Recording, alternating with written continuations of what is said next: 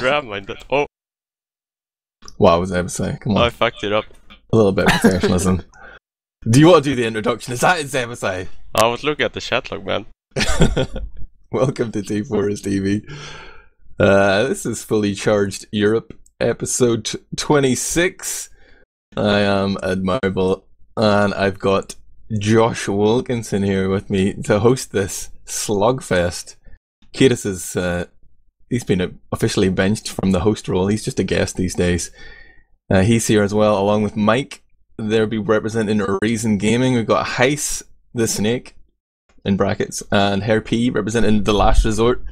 And we got Zebbosai and Flippy representing Nerd Rage, which are three ETF2L Season 21 powered by TTE Sports Premiership playoff contenders. Who do you think's going to win, Sideshow?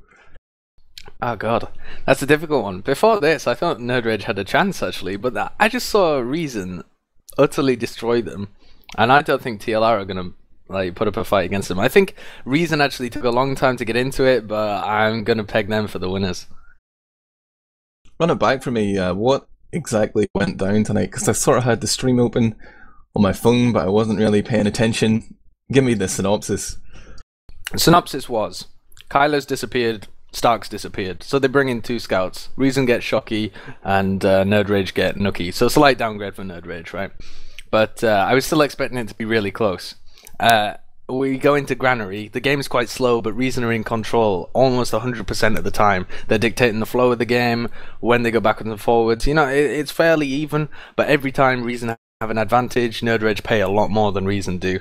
And it was just completely obvious at that point that Nerd Rage were having real difficulty getting back into the game and dictating how it was going. And then we went over to Badlands, and it was just a crumble, honestly. They started off, it went to 1-1 and then crept to 3-1, and then at that point it just looked like Nerd Rage gave up, and it was a 6-1 game, and Reason were looking really, really strong. It's like it was back to kind of an Epsilon kind of a vibe where they're all in the combo almost. There's like 4 or 5 players in the combo just steamrolling forwards and dealing with the flanks well. It was impressive to watch, but yeah, Reason really looking a lot more impressive than I've previously seen them. And at the risk of sort of regurgitating, I'm sure what's already been said in the interviews and stuff after the game, does that sound accurate to you, Zebbosai? Yeah, look, it sounds good. I don't know. Was that your experience of the game? Was it really one-sided? We have already talked about it, but I'll go over it again. I just felt like we lacked leadership. Say we had a dire Uber. We just committed too hard to try and salvage it, and we just had to slow down at some points. I think that was, and our middles were awful too. I think that was just the key to the game. How much do you think the sort of delays and the sort of last week affected your game? Zebbosai, you know, since the update, the gunmetal update dropped, things haven't been quite perfect for your practice conditions, I guess, with the demo man bugs, etc. And now you don't have Stark as well. How much did those factors lead to the performance, or is it just that Reason have stepped up to a whole other level now? Well, everyone got affected by the gunmetal shit, but Tech can only play 2 maps a night, and Bullet can only play 3, Stark can't play at all. I guess that affected us more than the update. But they were still better than us. There's not an excuse. So, as I understand it, the playoffs are going ahead as planned for Sunday.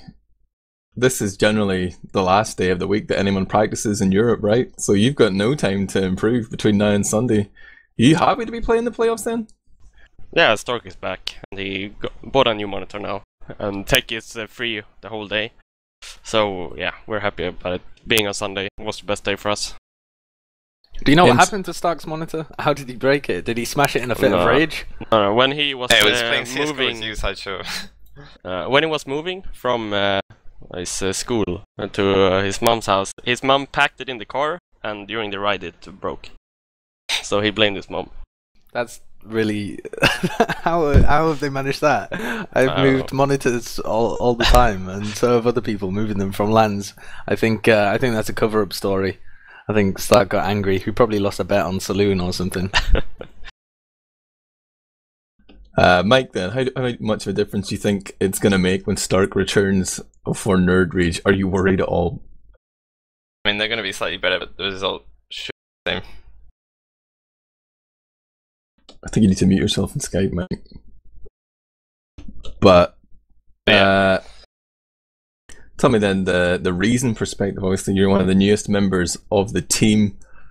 What is your sort of your performance trajectory? Like, you guys are getting better and better. Do you see yourself taking the playoffs now? Is it just going to be totally one-sided? Are you better than TLR at this present moment? Well, Stefan is 90% sure you can play on Sunday, so I'm 90% sure we're going to win on Sunday. Nice. Are you going to allow this, Merc? I know the rosters are locked. Yeah, we are, yeah. Are you sure? Yeah, we're allowing it. Thumbs up, man. That's great sportsmanship. Herpy, how do you feel having to face off against Shocky? Has he still got it? Well, anyone can tell you that I'm his biggest fanboy, so I just think it will be enjoyable. But was then it again, you was telling me? You messaged me on Steam yesterday or something. You were telling me the story about how he messaged you, and you were like, "Oh, yeah, your heart melted." Yeah, he added me, and my heart Tell melted. the fans. Told me people. told me to beat Accessant, and then we lost, so I felt like I had let him down, So Did now you I say just team? now I need to lead.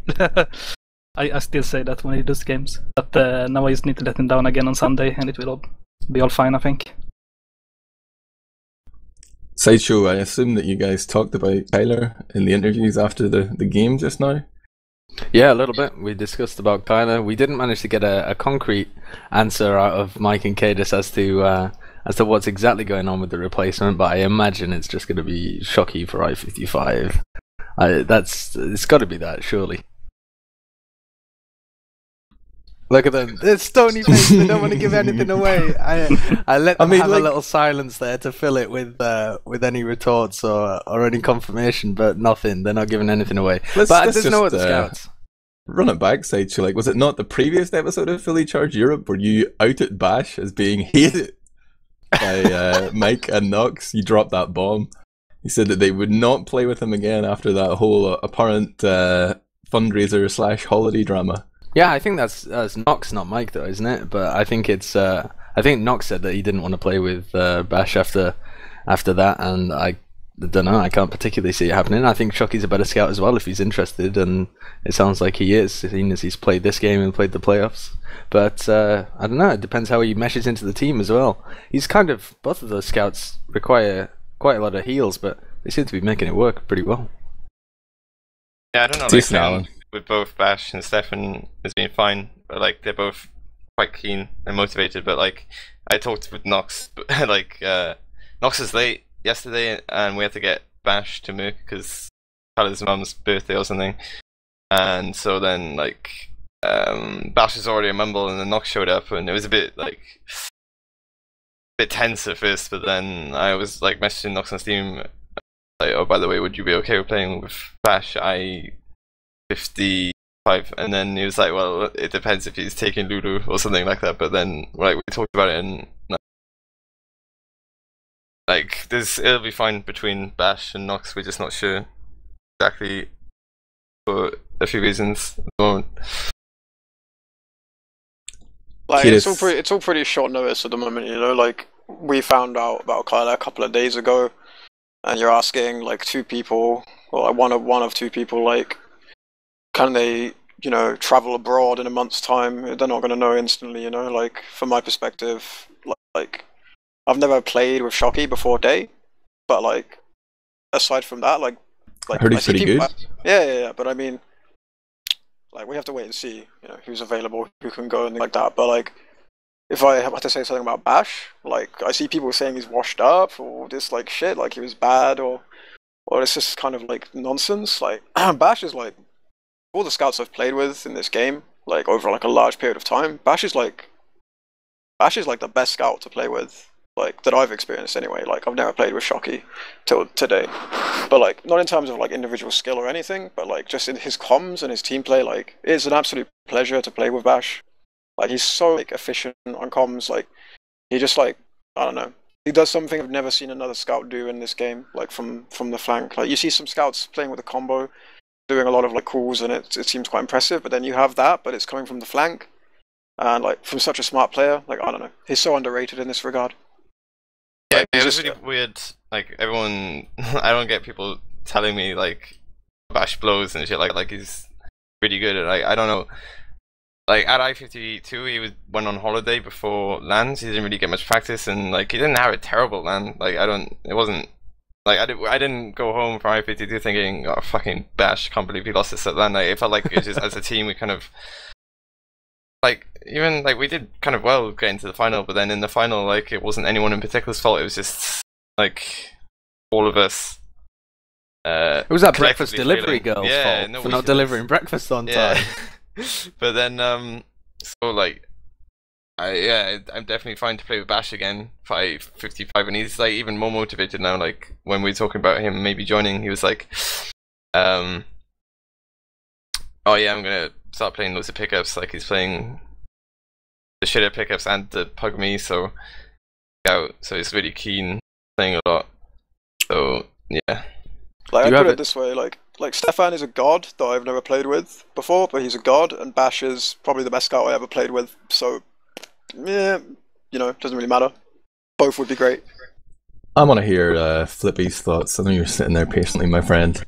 Which scout do you fear the most? Is it Stefan or Bash? Who do you rate?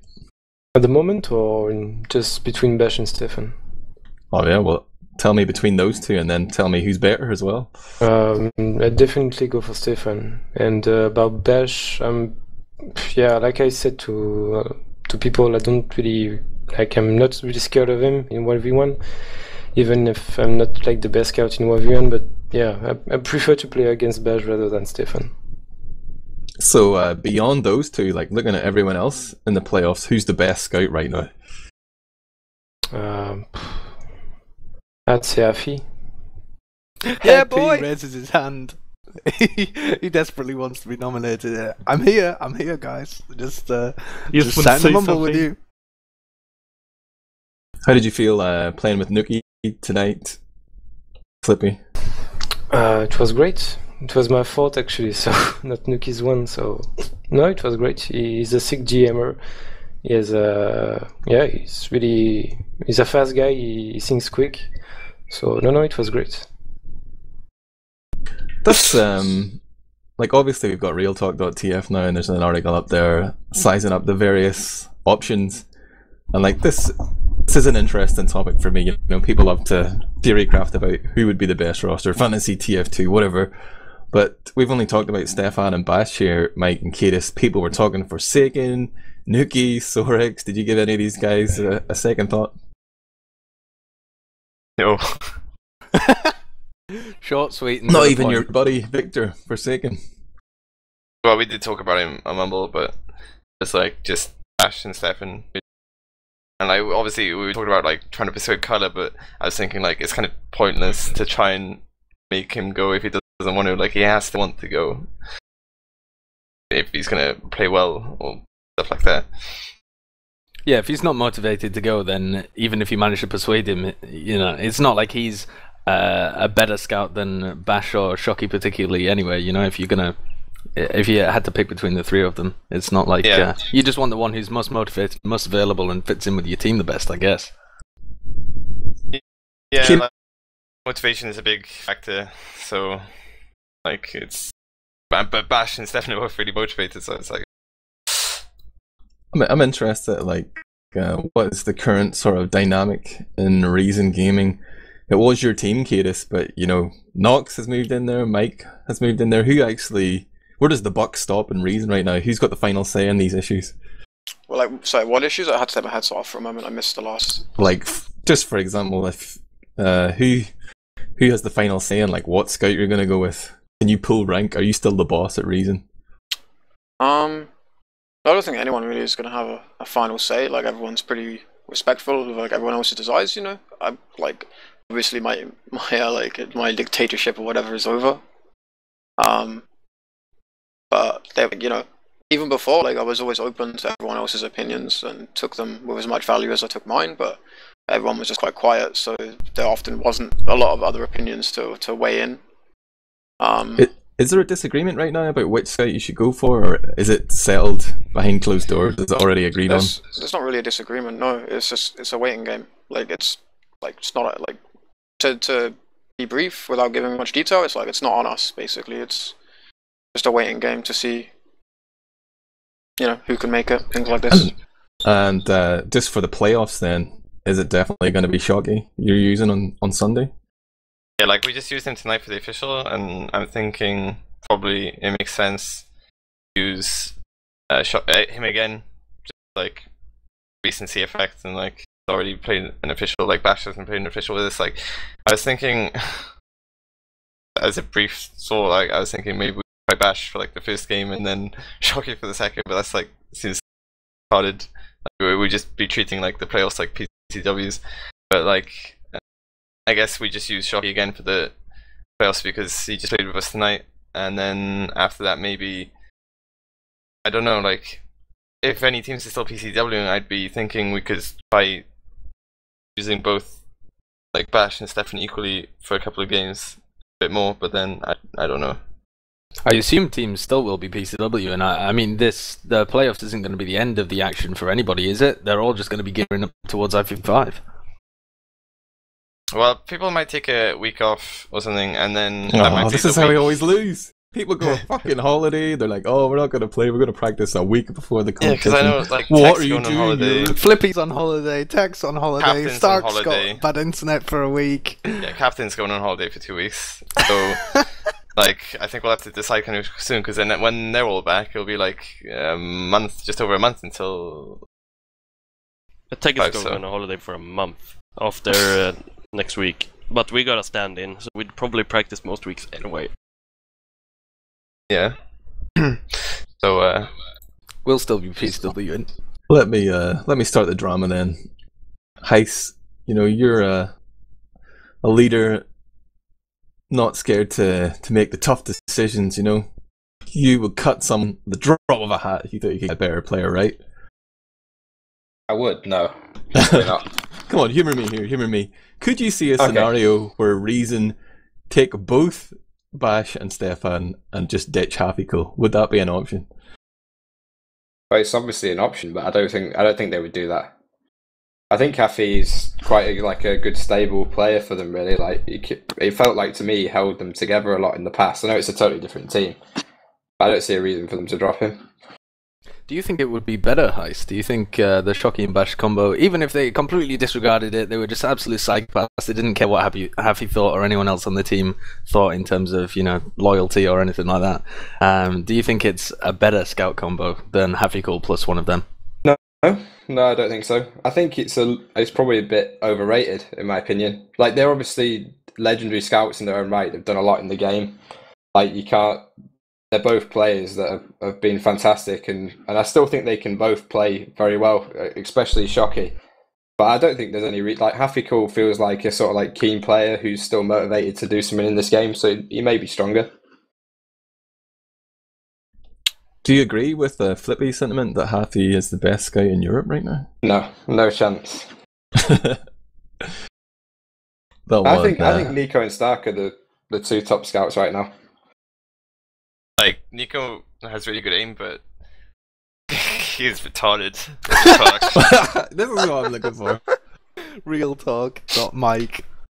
No, I don't think he's retarded at all. Like, he does sometimes overextend and stuff like that, but he's definitely reining that in.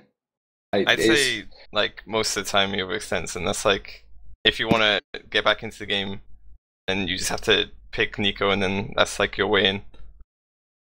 Do you think that's like a Zebbosai and BK thing where, he was a brilliant scout with good DM, but once you read him and you were able to pick him off, it gave you an opportunity to really get position against the rest of the team? Yeah, except you don't even have to read Nico. Like, you'll just run into you in retarded places. In a way. Like, Stark goes behind a lot, but you can't always stop it, even if you know it's coming. Like, it's kind of the same to like expecting Roma bombs. Like, if you're going to come in, for example, your tactic can be to focus it, but if the team plays really well around it and tries to support the player, then not always as straightforward as like picking that player. Depends how well we can back Nico up, I suppose.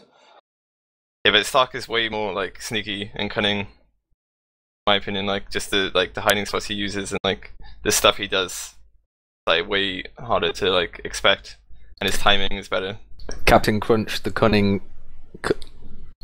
the cunning something. Tony the Tiger gonna pick up another serial name with the to amplify the sneakiness of his plays. Really well said there, Sideshow. The One for the ages.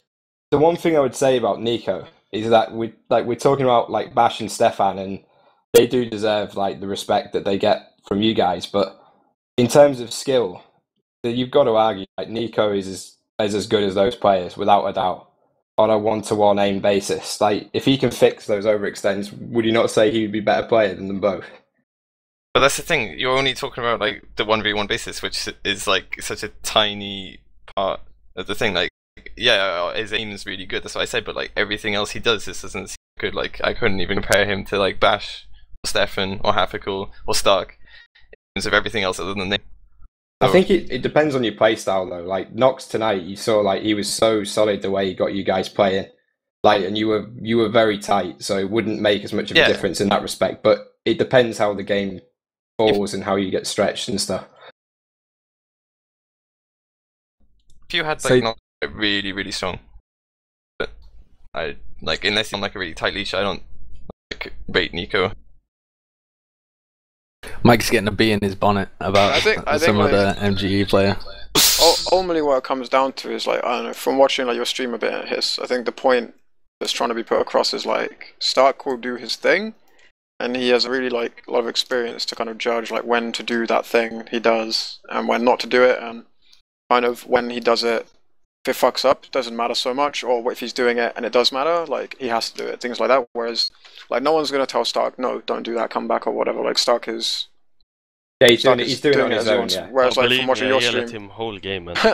I think. Whereas like I don't know, when I watch your stream, like there's a lot of like you have to like position Nico and tell him these sorts of things, which is kind of that comes with time and experience, I guess. But I totally agree with what you guys are saying. I think that's the gap at the moment. I think Stark probably like. Well, I'm not going to say probably. I'll just say that he does. He edges Nico on that score, like overall. But I think it's like we got 2 months or maybe a bit less now, but we've got a little while till LAN, and by the time we reach LAN, I think that's something that we can definitely improve. I'm not saying we'll fix it, but we can improve it. As well, Heis, do you not think it's a little bit rich for these dribblers in second and third place to be criticising the number one team in Europe right now? TLR have come top of the tables with this this underdog dark horse team, and these guys are still shit-talking your players. Have you not done enough already as TLR? Have you not proven yourselves by finishing first? We got to win it for like in the grand finals, then we'll prove ourselves. Will they shut up even then? I honestly think that we could win Insomnia, and that still wouldn't make some people shut up. Do you think you will win on Insomnia? Easy. We believe we can win it, like, or we wouldn't even be attending. And yeah. You believe you can win it, but do you believe you will win it? Yeah, I believe we'll win it. That's just stupid semantics, man. Like, if you believe that you can win it, then you have to believe that you will win it. I can't remember what places Nitros and Reason finished at I-46 and I-52. Can someone remind me? You have to be fair, like in the grand scheme of the season, like Third Rage had a tough game tonight with the roster changes. So we got a lot to prove, I think still. But I honestly believe that we can do it. Yeah, I don't know, like we're not really thinking. We just like want to win ATS first, and then we'll start thinking about I-55. So talking about that is a little bit strange, but yeah, I guess like we're looking forward to I-55 too. If we flip this over then to TLR, give Heis and Happy an opportunity to tell us who they want. We'll start off with who they want to win the first round of the playoffs and who they think will win the first round of the playoffs. Yeah, I can go first. Based on today, I think Reason will win because I don't think that Nerdrage can do like that big of a 180 compared to just having Stark there as a kind of calming thing. And I'm gonna say that we also want to play them because like we play Nerdrage and you know it's kind of like almost a counter to start playing them. But I think that we can just kind of roll over Reason And someone is gonna make me eat those words, but you know, you always have to say them anyway. And what about Heis. you, Heis? I think Reason are going to take it, but I don't think it's going to be a roll or anything like that, which it kind of looked like tonight, even though it wasn't on Granary. Like, I think with Stark coming back, it's going to make more of a difference. And if they fix their middles, then they're going to give Reason a much closer game. I still think they like have a really good chance of going through, but you just can't like discount the likes of like, you know, they're all played for so many seasons, like across Mike, Knox, and Shockey. Everyone will say like the epsilon factor, but you know, kaidus has been playing for a long time, and they've got like with Haffy and Captain as well. They're both really keen players and really good like death matches as well. So they don't really have any weak players that I think will choke. So I think they'll edge it. Reason not choking. That'll be the second time ever after tonight. So that's only a positive for the playoffs. Have you fixed that, Mike? Is it the Mike factor, Mike +5? Because Nox is telling everyone not to choke, or just not to do what to do, so they don't have to think for themselves and get confused. It's like when a Pokemon gets confused, it starts hitting itself. That's why I imagine like Africal and Captain could be like, but they played really well tonight, so I was really happy.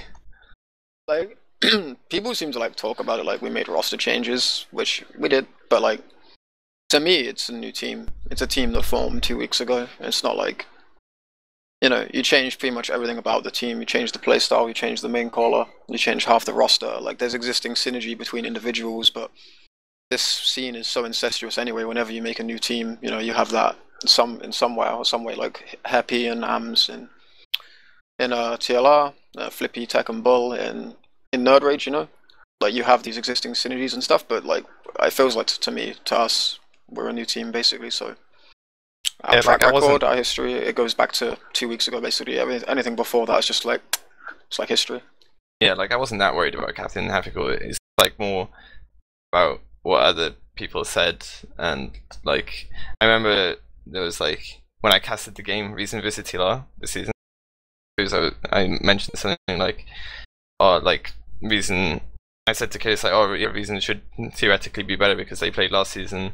And then Kaidus pointed out to me that they like lost 2 big games, and thinking like that choking, but like it's been great so far. Like I'm really impressed with Captain Happy. So, what do you think about these guys on LAN then? In terms of they're the new people. They haven't really played the LAN before. TLR's got a few of them as well. Ams and Serotonin and somebody else. Shadowburn as well. I guess has played like a Russian LAN or something. Do you think that affects things, or do you think it's a non-factor? Sorry, what? Say that again. Now I've got a mouthful of biscuit. I don't think like it's really gonna come into it that much.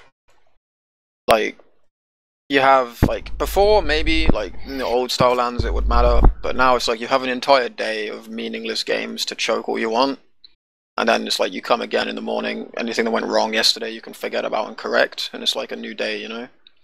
Like my team's LAN performance in the past haven't been great, but we were always like, you know, no matter how bad things were on the first day, the second day always was at least respectable. And not like that's our goal this time or whatever, to fuck up a day and then make it respectable, but just as like an example. Like, no matter how bad it is on the first day for anyone, like this goes for any team, like you can always turn it around the second day. The first day is like, you know, everyone gets like 4 hours or more of like what feels like real competition, but at the end of the day it's not. It's just like practice. So I think like, yeah, with the old style of LANs where you play like 3 meaningless games against like bad opposition, you don't really know what made of a LAN until the games actually matter. Whereas now you figure all this shit out before you get a second chance basically. But then again, Kaidus, you did see us in Reason last year. Like, we found out first day that we were made of shit, and we played even worse the second day. Yeah, but that was like you formed that team like not long before LAN. It was 2.5 months after LAN we practiced. Yeah, I guess so. But I don't know, like hearing the way like people talk about that LAN afterwards, like you have people coming out of that like Sam's like, I don't care, I played good, I had good stats and shit, and it's like people were just in it for themselves. It felt like you weren't really like, you had no like team bond or whatever. Like when it was over, like everyone was happy it was over. Like no one cared the team lost. They were just happy they didn't have to play anymore. And like people like, I don't know, like Sam just as an example, like you constantly see him say things like that. Like he doesn't really care that the team sucked because he proved he can play on LAN, and just all about the individual and stuff. And it's not really what it's all I about. thought they at the end of the all day. they all hated playing with Kuhi. Was that not it? He kept beating them all out, so they were just like, "Fuck this guy." Like that team had just like a myriad of problems of their own, and they only really became obvious on LAN because they had no serious competition up to then. You know, like you play playoffs like ETF12 and things like that. You find out those things then, and you correct them before LAN. Whereas Reason last year, like the old Reason roster with Happy and Huey, they didn't really have that. You know, like there was the cup a week before, but it's not really the same. What about the curse of kaidus, though, man? Are you going to be able to shake this off to actually claim a title? Like you've sacrificed 3 humans there, Skeege, Walters, and Zub, all bled on the altar for you, man. Or the TF2 god's going to be happy. This thing is like perpetuated itself. I don't even know how it's happened. Like I've never done much at LAN. Like my teams never did much at LAN. But I mean, you go back to every LAN and you consider like what was expected of us before the LAN and what did we actually achieve at the LAN, and nothing's out of place. Like TCM. What about that time we lost to What's in the Box? Remember? Oh, yeah, it was your fault. But like, you go to I-46, we came in as the 3rd European seed, and we finished like we beat Infused. We finished just after EPSI, like in the end. And even then, like the game against EPSI was a joke. Like to go back in history, like we were told we were done for the day. We all went and drank and maybe consumed other substances, and then an hour later they're like, "No, you got another match tonight." So that was like, you know, we topped our seeding there, and then next year with Infused. Didn't go great. Should have been EPSI in the groups, but Team Act decided to snipe instead. We had really good, well, not really good, but we had pretty close games against, like, the brackets are a bit fucked. Like, we had pretty close games against Broda twice. For some reason, we had them in the upper bracket, and then straight away again in the lower bracket. We went out to them. They were the eventual finalists, so not really a big deal. And Osomniac last year, that was a complete shitfest, to be fair, but at the end of the day, we went in as a 2nd European seed. Like, we lost the Australians, which sucked, but it was a really close game. Could have gone either way, and then every game from there was really close. Could have gone either way. And again, we lost to the Australians online before the LAN. So again, we didn't like do great. We could have done better, but there was no difference on LAN or online. We ended exactly where we were supposed to end if you looked at the online seedings. So all you can say about my LAN curse is my team don't do better than they do online at LAN. So when we win, we're just going to do no better than winning at I-55. No better than winning. No better than first place. That's it. That's the curse. Whatever we do online, we're going to do that at LAN. So we'll win playoffs. Then we win LAN. Okay, that's all you need to do, you know? We're not asking any more of you than that. Flippy, are you still here? I think yeah, I'm here, but I have to go to sleep actually. I'm sorry, guys. I'm sorry, man. It's all Sideshow's fault because we started late. But no, it's okay. Just sorry for not being really talkative, but maybe another time. I don't know. But are you looking forward to I-55, Flippy? Yeah, sure. I want to prove that we are not that much rusty or anything. So yeah. I'm really looking forward. Like you're probably a bit of a LAN veteran yourself. Like how many LANs have you been to in France? About between 20 and 30 maybe. So like you are probably fair to say like the most or the French scene in itself is like very, very, very LAN experienced, whereas most of the other Europeans don't really get that many opportunities. Well, how much is that going to affect things? Yeah, I always felt really confident on LAN, so maybe that can change anything. I don't know. We will see. I guess it's some kind of game changer sometimes, but so we will see anyway. So you're motivated for LAN. You're going to step up. You're not going to be scared like Hair P, worried about what Shockey's going to say about you later. No, hopefully no. I'm not really taking care of what people can say about it. Like for tonight, for example, I did a bad game. It's alright, and I'm looking forward for the next game. I'm gonna take a look at my demos to improve, and yeah. Mike's dad's going to bed as well, Flippy. So don't worry about it. Everyone's going to bed right now. All right. Well, see you guys. Have a good night. Thanks for coming, Flippy. Peace out. Yeah. Should we talk a little bit, Admirable, about the gunmetal update then, and what that means for the game? In terms of the game tonight, it really didn't change a thing. But I'm kind of interested to see what the teams think about it, especially in the context of it possibly being allowed for I-55. I was half expecting to see Shadowburn, maybe using the Liberty launcher or something. He's probably one of the more creative players in the Premiership. Have you guys, or has he shared any of his insights with you, Herp? Not really. What he thinks about the new weapons or the new balance? Yeah, I can't give any special insight because it's all kept tightly on the lid, So what I can tell you is that we're gonna run 24/7 conch and limit launch on both our soldiers, and then expect you to believe that, I guess. Okay, yeah, good one. And then you're gonna pick up all the normal rocket launchers and run that to last, and then you're gonna switch out all your yeah. We're gonna pick up mediguns. We're just gonna make sure that Son isn't watching when we do it. Thinking back to the previous show match, we saw both your soldiers running the black box and stuff on Granary mid. Is that like those calls? Is that Shadowburn or? That's just team discussions. Like if we wanna do, we were kind of going for like the show match, and Nordic game like, okay, let's try a thing. And I absolutely hate that tactic, so I wasn't having my greatest game in it, I think. But we go, let's try a thing, and then we just do it. Like we don't really need to have like a certain person to say it or something. Heist, have you got any special technology you're holding off for the playoffs for the grand final? Technology? Secret strat. We have thoughts about how we're going to play it for sure. Certainly not going to share it, but. Are those different thoughts based on the different teams that you're playing against, or is that just based on you guys?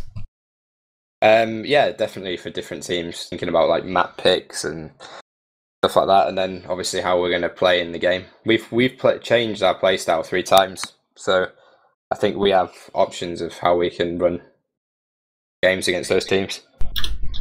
Sideshow, help me with my mathematics here. Reason took 6 points tonight, right? Yep. So that ties them level in the. But they go ahead because they won the head-to-head. They're second then. Reason. Well, it doesn't make much difference either way, does it? Is there any advantage to being second over third? Map picks, man. You get a map pick advantage or something, don't you? Yes, last season you got to pick if you wanted to ban first or let them ban first, I think. Right. Either way, it's a very tiny advantage, I think. It really won't make that much difference no matter which way they run it, whether they're second or third or whatever. There really is a very small difference. I think the thing they've managed to do is deny Nerd Rage the top spot. If they'd managed to pick up more than 3 points from the fixture, or was it 4 or something, then TLR were going to get knocked down to second, so it was going to look slightly different. But the way the playoffs have kind of settled down now is looking decent, but that fight between third and second is going to be a tense one.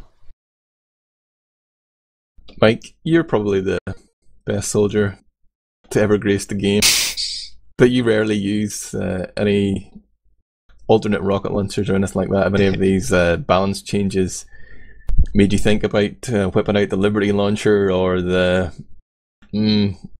what's the other one that got a buff as well or changed? Oh my god, help me out, Steam.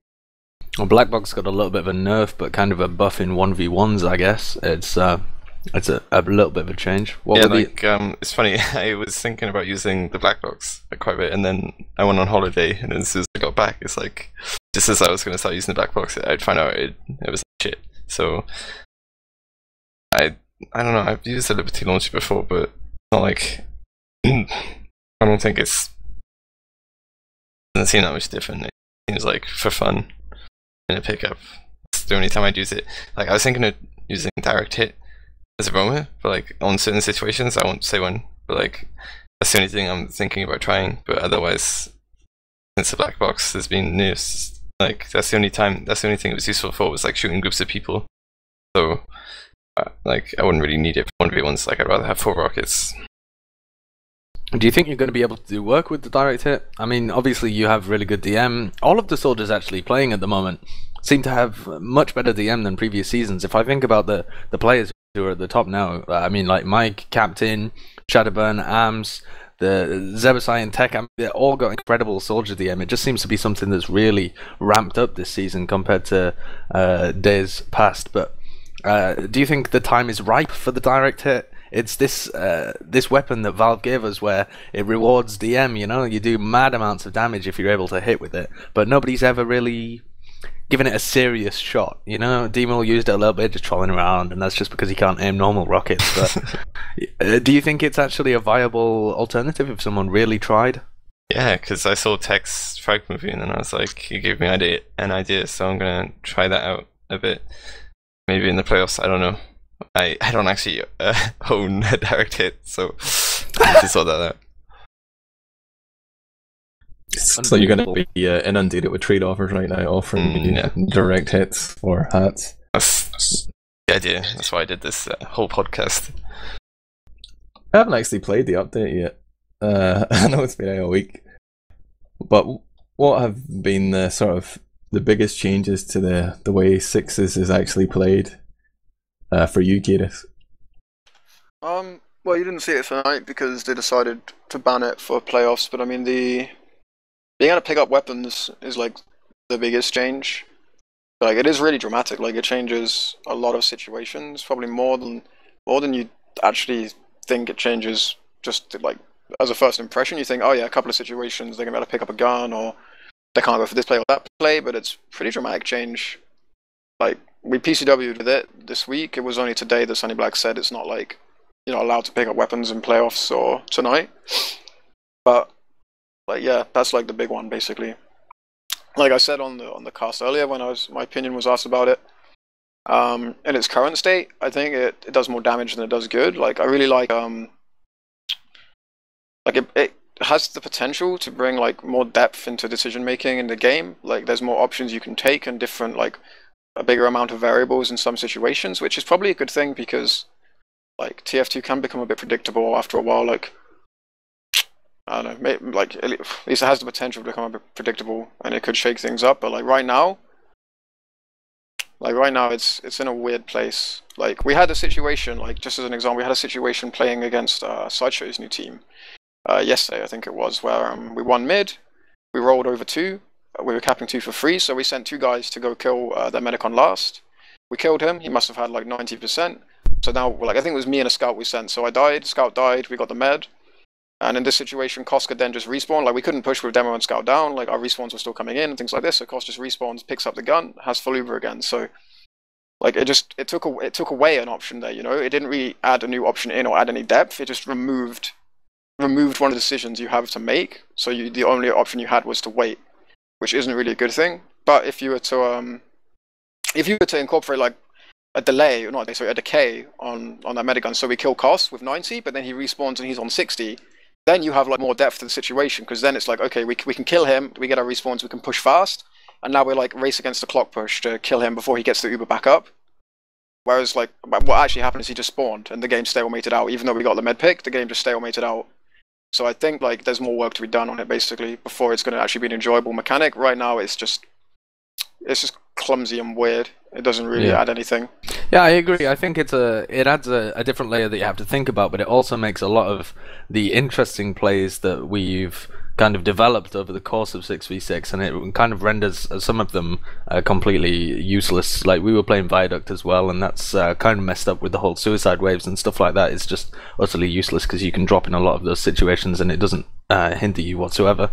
But I do kind of like it. We were talking about it a little bit, and how the mechanic works, and Koss is the medic that dropped when we were playing against Reason, and Koss was of the opinion that it kind of the suicide wave, he felt, is a bit of a dumb mechanic anyway. You know, you're sacrificing in those players again and again if you want to. Some teams will do that, you know, and just keep cycling in a player until they get a pick. And if you kind of remove that situation, then you've removed one aspect of the game, but you've added in another layer. So I think there is a benefit, and I understand where Valve are going with these changes, but yeah, something not quite right with it at the moment. The fact that you can kind of deny the drops by switching to your crossbow, though, I quite like that. I like the way that you can think about it. Even in kaidus' example there, like Koss being able to spawn and pick up his Uber charge, like, I know it means that your play is kind of less effective, but that means the defending team that would have been absolutely fucked now have a second choice. They don't just have to defend, they can push with their charge too. I know it's in that situation it's a little bit of a stalemate, but like whenever I first heard it, I was thinking, oh yeah, this is terrible.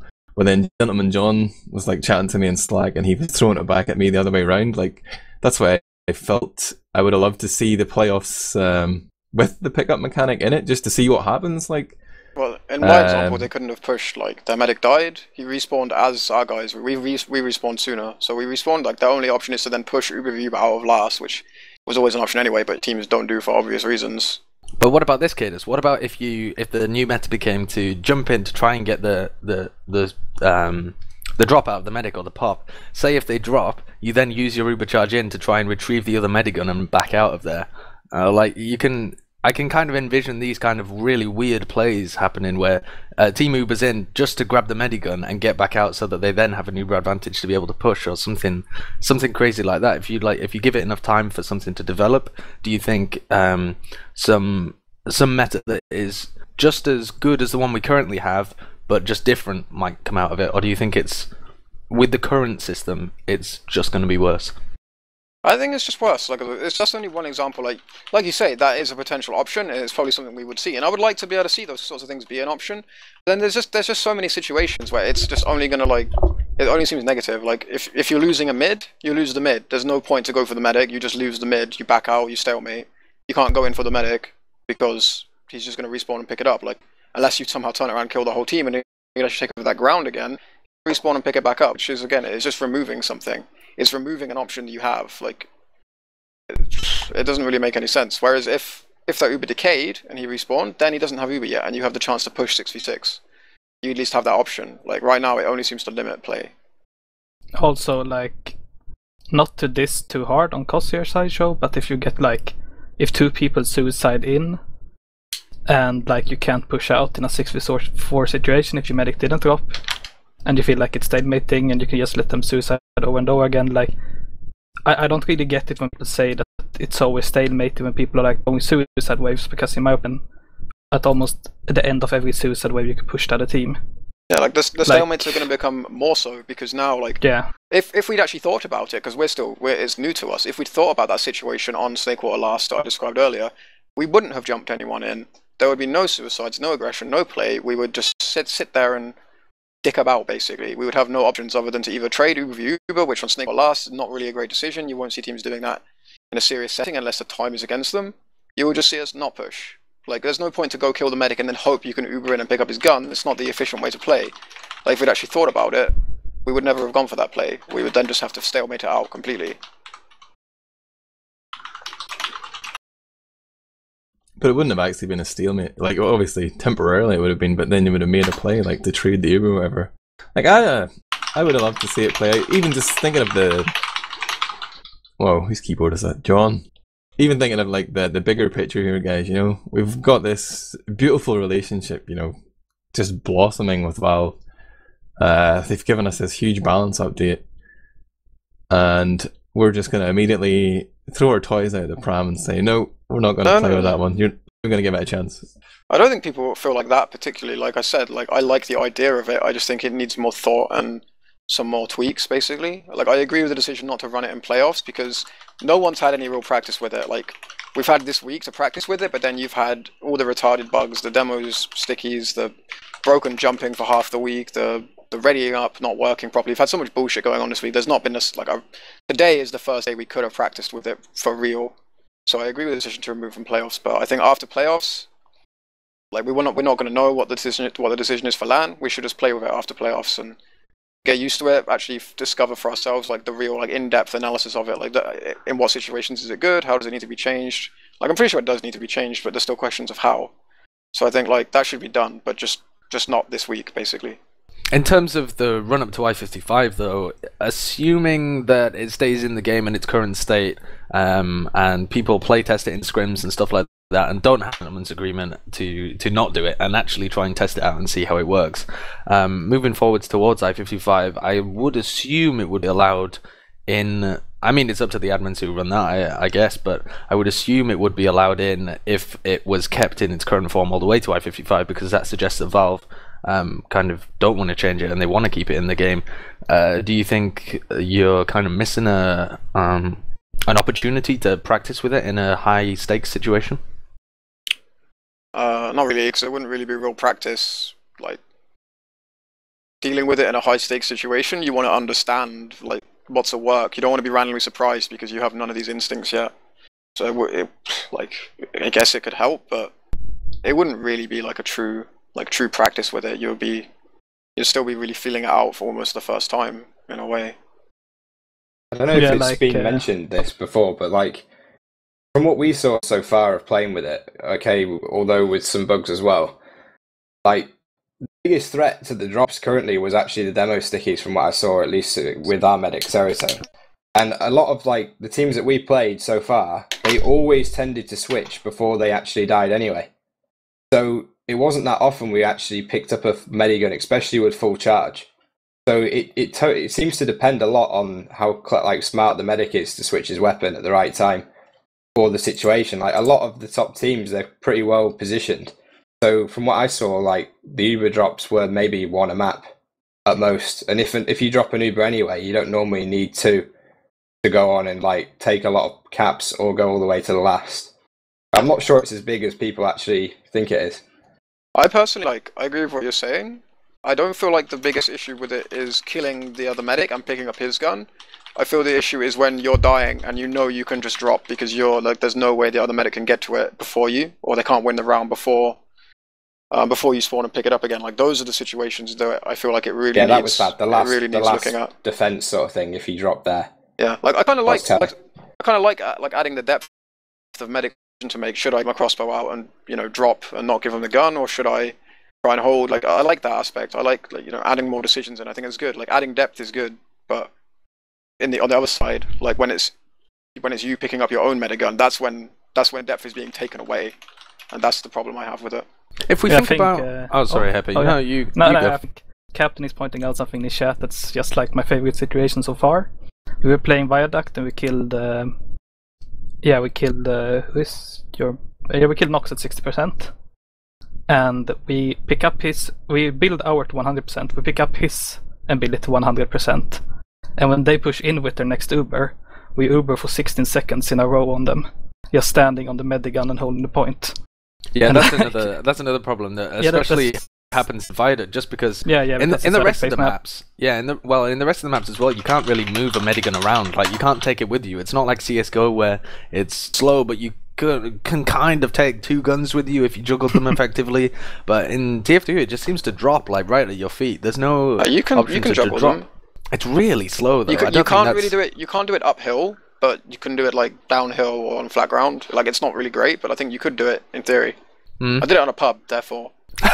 Took two rocket launchers across the map. I've tried to do it in a game, and it just seemed too slow to actually be useful in a proper map. But for Viaduct, because it's just one point, and you know that they're just going to be pushing back into the same situation, that map seems really broken with this new update. It seems like, well, I say broken. The meta's going to change around the mediguns if that's going to be a prevalent feature. Do you think that? Sorry, Sideshow. Just one thing. Do you think that actually reducing the time that the gun disappears would fix the last point push thing? Or the defense, sorry. Like if they drop on last, if you just reduced it to something like the defense for the spawn or something, that would maybe kind of fix it. Because you could, if you're quite aggressive, someone would just spawn as medic and take the medigun and like keep it alive. Yeah, I think there'd have to be a rule that you're only allowed one medic, not just at any time, but only one medic, I think like one medic in a respawn cycle. Yeah. What if like a weapon could only be picked up once? Like if you can't pick it up and then pick up your old gun again. Like you know what I mean? Like you can't just keep it alive for someone else. There's definitely like some clever way Valve can adapt it to make there's some sort of like real choice. You can't just keep switching between the mediguns. Like yeah, I think there's definite fixes here. Like kaidus said before, if you decay Uber, or like Hai said, if you reduce the time that it takes to thingy, or even just allowing it to only be picked up once, all of these things would really fix the problem that we have with the mediguns at the moment. It's just which ones they want to implement, if they even want to implement any of them. They actively changed it though to be this way. Because remember there was like a little patch. So originally there was like the Uber percentage went back to 0, but then they changed it back. So they obviously think like this is a mechanic they want to see explored, or I guess they just wanted it to be consistent across all weapons, that the ammo was what it was when the weapon was dropped, if you know what I mean. Yeah, and it's obviously been a very deliberate decision from Valve, which is one of the reasons why I think it should be play tested and not kind of banned by leagues, because it's not like something that I think Valve are going to change lightly. I think they really want the game to explore this facet before they decide to make any changes. It's not something they're going to lightly change. The thing that I'm kind of concerned about, actually, with matchmaking on the horizon, is that this puts even more pressure on medics to like perform for their team, and adds more complex features for medics to work out when they're starting the game. It just seems like TF2 already is a game where people don't want to play this medic class, and if you add in this thing where people, if they drop, have completely screwed things up for their team because they've given the enemy team another Uber, and they have to think about switching mediguns and stuff, it just doesn't seem very noob friendly. I think you're biased, man, as the guy who purposely throws every game in a double mix where he plays medic. Like, But it is a thing, fascinated like by pugs and these lobby systems and all sorts of things like that. Like, the medic's always the last people don't class want to play fill, medic people don't want to play with it. bad players. Like, I think it's right. you have to factor in as well, like in a situation like matchmaking, people like want to win matchmaking games way more than they want to win just some random pug. Like, I don't really play many other games with matchmaking built into them, but like, I don't know, I played a little bit of CS:GO, and if I play that game by myself, like in matchmaking, everyone like on the other, like on my team, is like really pissed if you're playing bad, you know, like they get super mad, and everyone has the same mindset of we gotta win, we gotta win, we gotta win.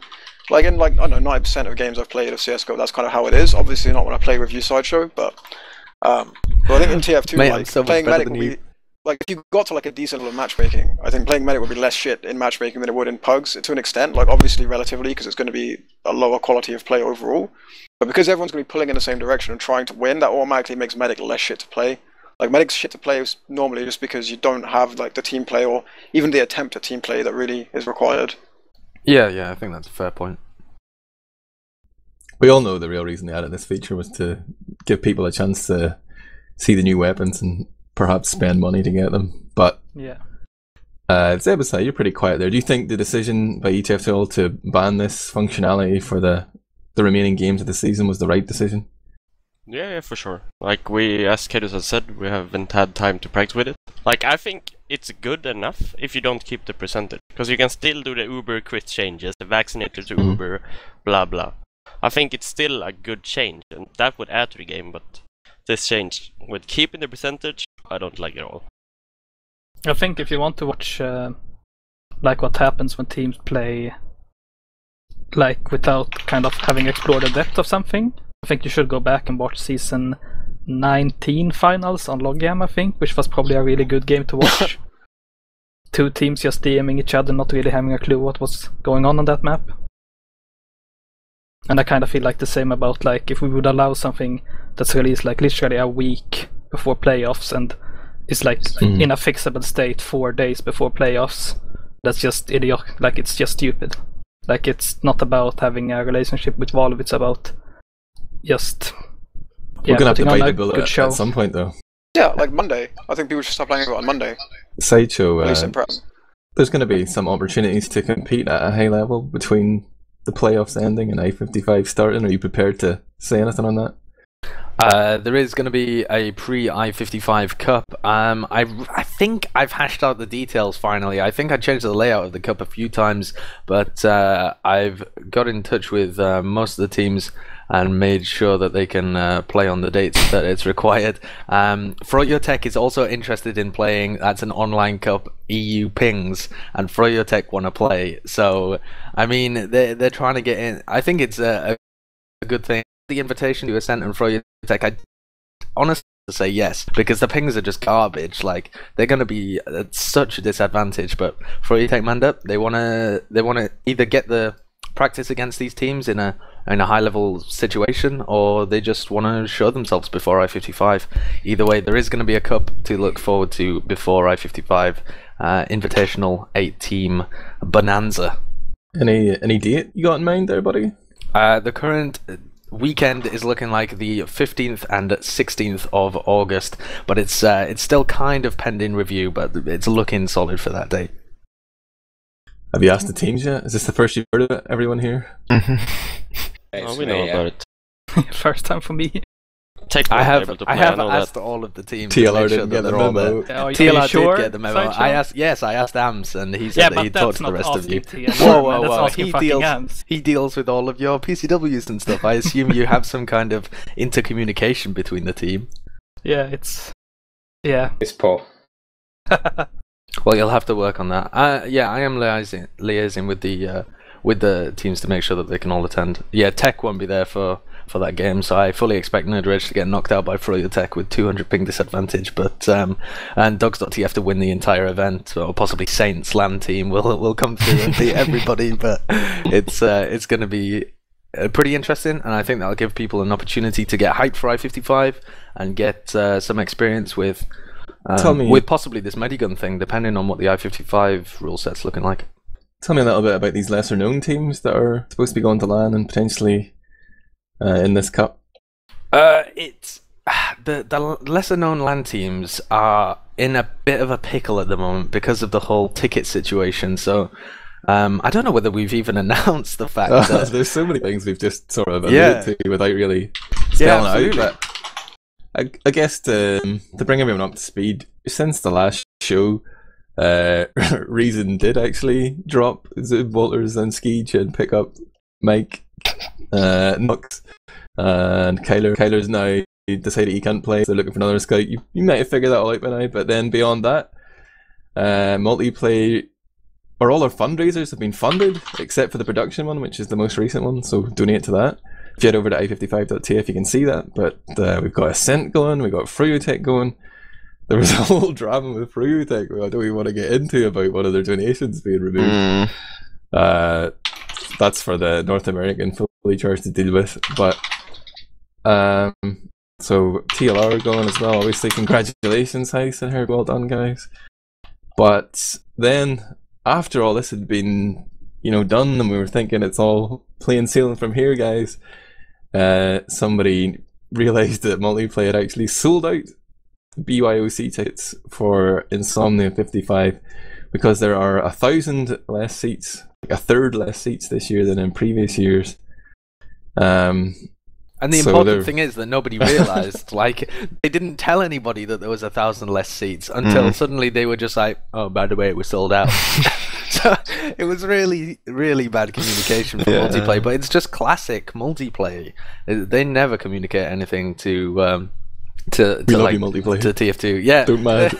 They're fantastic when we actually get there, I guess, but in terms of communication before the event, it's just dire normally, and this is just a cherry on the cake. But hopefully, well, the top teams are essentially sorted, so I-55's saved as an invitational event, but the lower teams were still kind of waiting on a new area to maybe be opened up, and we don't quite know what's going on with that. So these lower level LAN teams are just waiting for that announcement to see whether there is a new area that they can buy their tickets for. Otherwise, it might be dead in the water for like a grand tournament like we normally have in I-Series.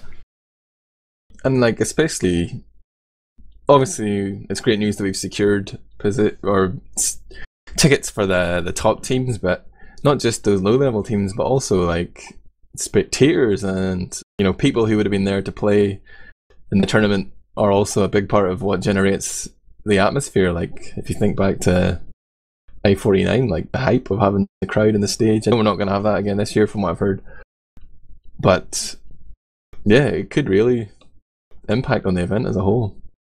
Well, I guess no, because the majority of the people who actually experience an I-Series, the stream viewers anyway, like the actual audience there is brilliant, but if you focus all of the attention on them, they're just a drop in the ocean compared to the people who are watching from at home. And I think as long as we get those top teams there, and as long as we have the production working to facilitate them, yes, it sucks, but no, it's not a disaster.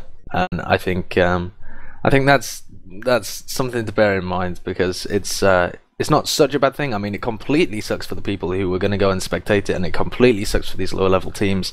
But it's not really something we can save. It's all in multiplayer's hands. But to return it back to the original thing, the lower level LAN teams that are looking like it is Ali is making a LAN team. That's the demo man for Phoenix. Saints have got a LAN team there. Lego are making a LAN team, and I guess Dogs.tf as well are one of those lower level teams that are playing at LAN, although they are confirmed because they have their tickets. You gonna hit me with any actual rosters there, man? Oh, Lego's LAN team is like Zen, Seppu, Dr. Phil. I can't remember the people who are going from Lego. Saints is on Kaya, Smira. I don't even know, to be perfectly honest. Saints. I'll go on, hit me with Saints LAN roster. On Kaya, Smira, Vanny, Hank and Denia, I think. And I guess, Dagner, Caps on the other story spot, of course. That's 6, yeah? Yeah. And there was some sort of drama there as well, right? Because Denia was saying that Ali was really sad because he had originally intended that Phoenix itself could go to LAN, but then on Kaya, the little snake persuaded everyone to reform Saints for LAN. It was a bit harsh actually, because I was in a pug with him and he just kind of opens Twitter. There's like Saints LAN roster confirmed and he's not on it. So who's in Ali's team then? I'm not sure actually. I think Ali and Kos are going to draft in some other players. They have some of the top people who are going to LAN, but it's for sure. Right. It's essentially going to be a bit of a mixed team. You know, it's going to be the best of whoever's left. Is that actually going to happen? Like, I swear, Kos said to me like yesterday or the day before he was going to spec. I think it's dependent on the ticket situation. I'm not sure. Oh, okay. Like, how does, just to kind of like go off on a tangent, like how does the spec situation work? Because I keep hearing different things from different people. Like, can people not even buy like the weekend festival tickets anymore? Like, are they gone? No, like, they can buy them. Yeah, so specs I can keep still hearing go, different right? things. I heard that you could only get into the exposition area with a spectator ticket, but not the BYOC. Is that based on last year, or is that something new? Because last year I think that was something new. Because last year it was if you had a day spectator ticket, you couldn't go anywhere. But if you had the festival ticket, you basically had access to everything.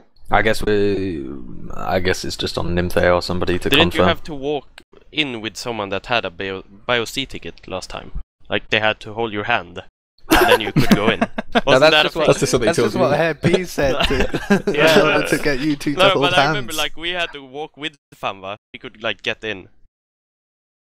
I don't know, man. I don't know. Wasn't that just because Fanva was like too drunk to walk on his own by then, Zebbosai? Probably. No, Alfie is saying I'm right, so it is that way. Oh, okay. Either way, like there should be some like concrete confirmation on that. Like, should people buy these festival tickets or whatever if they want to go and watch? Because, like, I don't know, it's a big part of the LAN. A lot of the people that go are just doing that. So it'd be nice there's for actually them to know. There's going to be an episode of Fully Charged. It would have been earlier than this one, I think, but we decided to put it off when there was all this uncertainty. But me and Dashner will be talking on Monday. We'll have an episode of Fully Charged with like Nimthe and the people who are actually organising the event and the production and stuff. And we'll answer all your questions. We'll even ask you to give us questions. How about that? We'll really try and nail down some of these details. That'll be coming up sometime next week. And then even at the end of that week, there's probably going to be like a Fully Charged award show as well. So you're going to be like really sick of Fully Charged EU over the next 2 weeks. And with that in mind, you know, I'd like to move towards the end of the show. We've been on the air for an hour. Sideshow has got a lot of work to do tonight, so have I. But is there anything else we'd like to touch on, Josh? Maybe, you know, the quick mention to the Razor Cups? Yeah, of course. Razor Arena running their cups. We've got essentially a new sponsor in the scene. They're running these tournaments, single elimination cups, and they're very, very well organized, to be perfectly honest.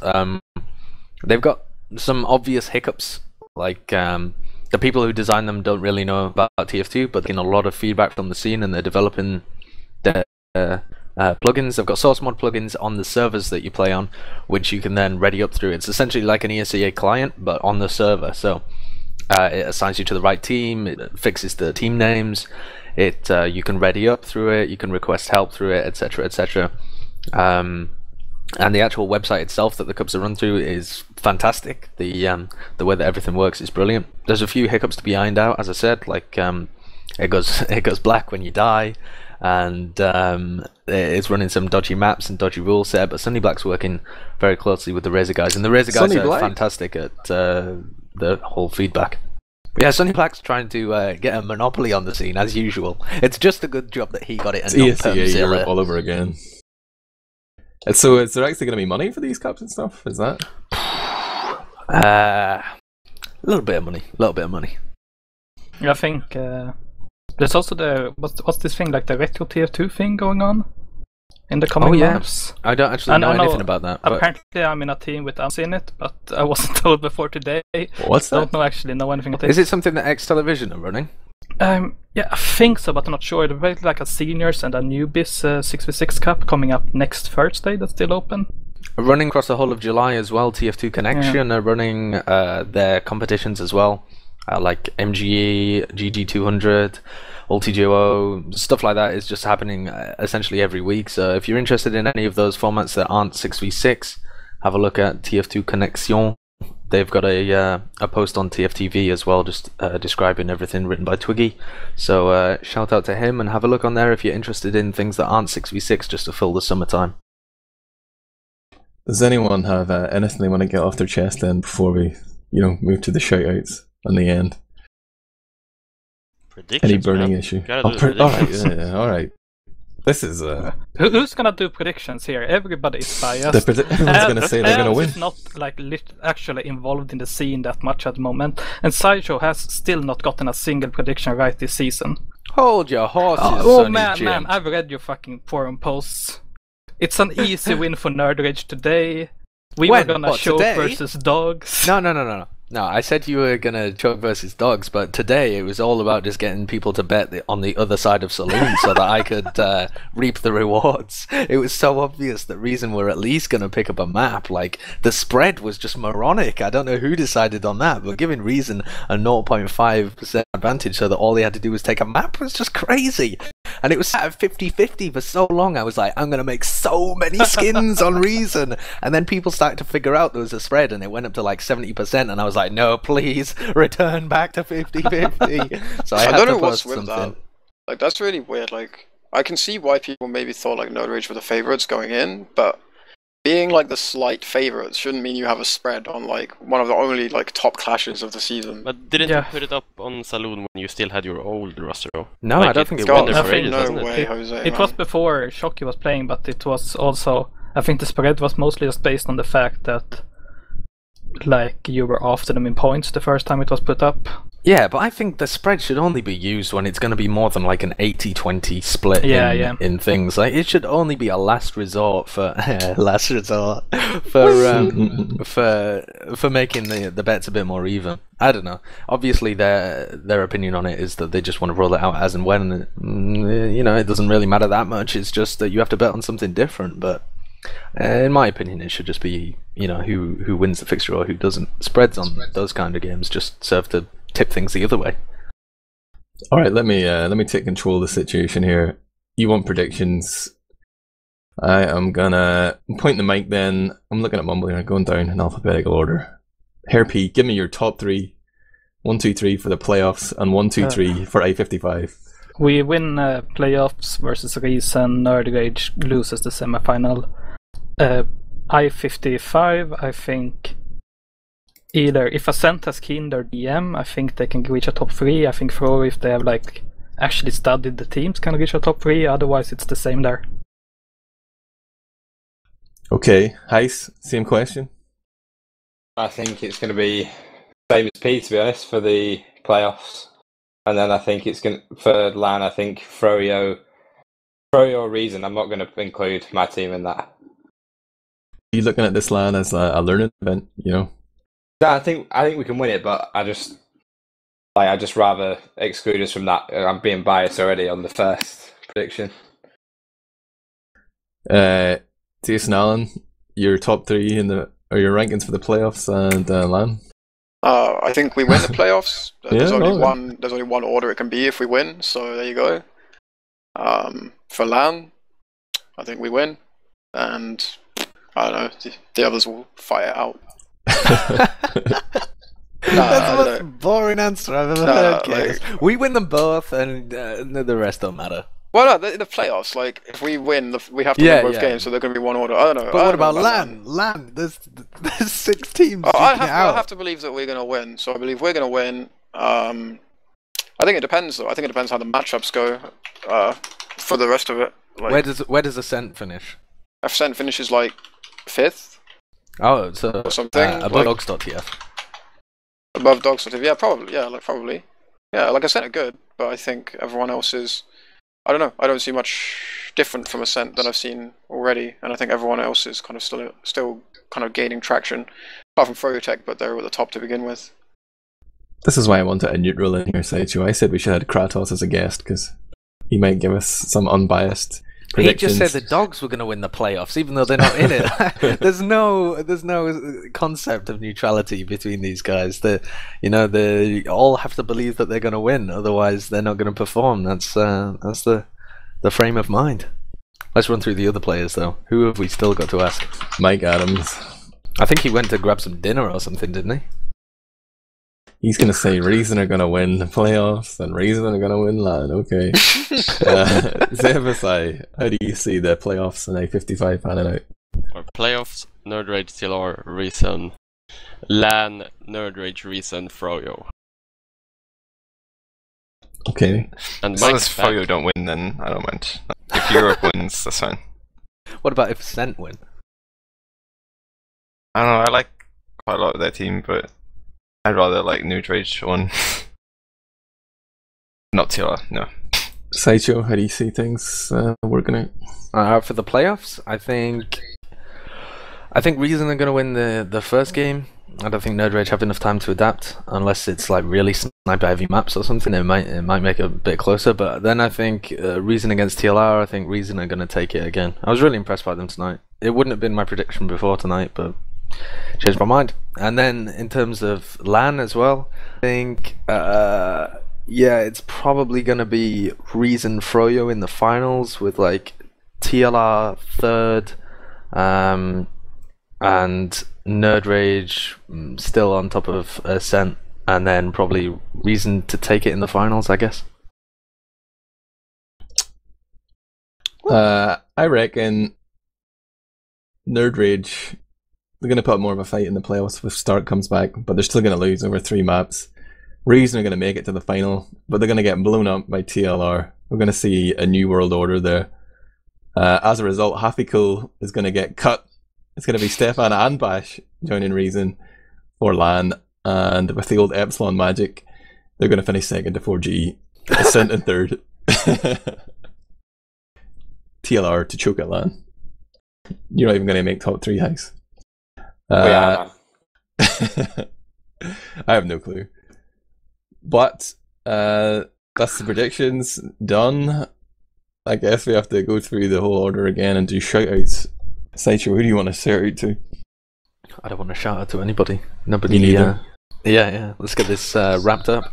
Kaidus. Shout out to my team. They're cool. Zebbosai. Shout out to Knudsen and Nerd Rage. Pete. Shout out to this utterly disgusting bottle of wine. Michael Adams. What? You want to shout out to your fans? Shout out to Brad because he's in chat. Bread? Oh, Brad. Yeah, my shout dinner. out to Bread. I love it. Sandwiches are my boss. Bread sandwiches. Nice, go for it. Shout out to TLR. Shout out to the donators who got us to our fundraiser. Shout out to Pure. Oh, and congratulations to Deutschland as well, who completed their fundraiser. That's happening, and there's going to be a Highlander Nations Cup this summer for some reason. Look forward to that, and spam LOLHL in chat. That has been Fully Charged Europe episode 26. Thanks to our guests, Mike, Kaidus, Heis, Herp, Zebbosai, and Flippy, and my co-host Sideshow. who's going to win caster season. Vote for Sideshow, guys. Admirable's going to win it despite never having casted all season. Tune in on Sunday, guys, for the playoffs. That's what we've been talking about. Sunday the 12th is coming up. I don't know when it's going to start. Probably like 19 CET or something. I don't know. It's my birthday. It's John's birthday as well. Happy birthday, John. But Happy birthday, John. yeah, Sunday the 12th. That's ETF2L playoffs. And then look forward to a few weeks off, and then the I-55 Cup, and then I-55 itself. It's going to be fantastic. We do have some promotion planned as well for the playoffs and stuff. We sort of decided to do fully charged instead of interviews or whatever, but there will be like some sort of preview article. Beater already made a trailer, then he made the season 21 video, which is like even better again. But our playoff or our promotional plan sort of got there was a lot of uncertainty over if that was going to happen or not, but we'll try and get things out there for you. So tell all your friends, tweet to people, tell your mum, tell your auntie. The playoffs are happening on Sunday. Sideshow is going to cast it, but who are you going to cast it with, Sideshow? I'm not sure yet. We have to kind of work that one out. Sideshow solo cast. It's happening on Sunday. I don't think so. We'll see. We'll see. Admirable doesn't want to take it. I'll do it, man. I'll do it. No problem. Will you? All right. Well, that's not what he's been saying behind closed doors. He's just wanted to give you a chance to win caster of the season, man. But you know, if you want to lose, let's go. Yeah, we'll figure it out, guys. It'll be a surprise. Just tune in on Sunday. You have no idea who's going to be there. Oh, David the Wind's shouting at me saying the post on TFTV is up for the season 21 Premiership playoff details. The bracket, etc., is all live on TFTV. So I'll post the link in the chat. He says hype it up. So I'm gonna hype it up, and you guys can have a look at it. Comment your predictions, etc. on there. Give us your opinions on what's going to happen, and you can see how it plays out on Sunday. We need to communicate better. I didn't even realize that we were writing an article. I might write something with a bit more detail anyway. We'll see what happens. That's it, yeah. Good night. Thanks for tuning in, Twitch.